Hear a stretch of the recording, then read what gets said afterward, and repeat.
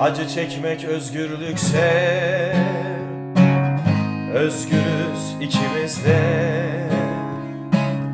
O yuvasız çalı kuşu, bense kafeste kanarya. O dolaşmış daldan dala, savurmuş yüreğini. Ben bölmüşüm yüreğimi, baş kaldıran dizelere.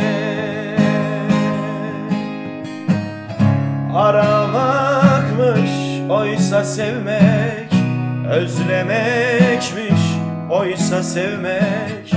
Bulup yitirmekmiş düşsel bir oyuncağı. Yalanmış hepsi yalan, yalanmış hepsi yalan. Sevmek diye bir şey varmış, sevmek diye bir şey yok mu?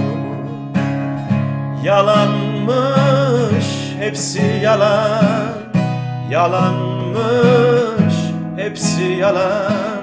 Sevmek diye bir şey varmış, sevmek diye bir şey yokmuş.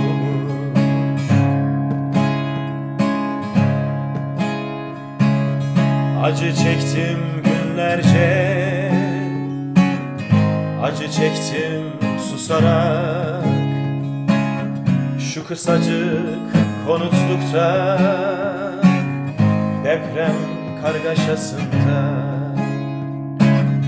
yaşadım birkaç bin yıl, acılara tutunarak.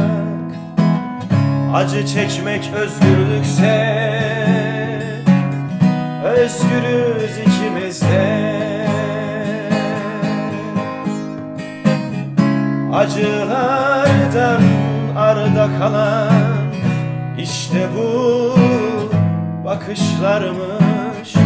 Bu diye gözlerinden gün batımı bulutlarmış.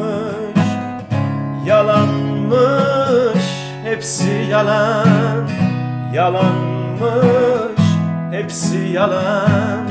Sevmek diye bir şey varmış, sevmek diye bir şey yokmuş. Yalanmış hepsi yalan, yalanmış hepsi yalan. Sevmek diye bir şey varmış, sevmek diye bir şey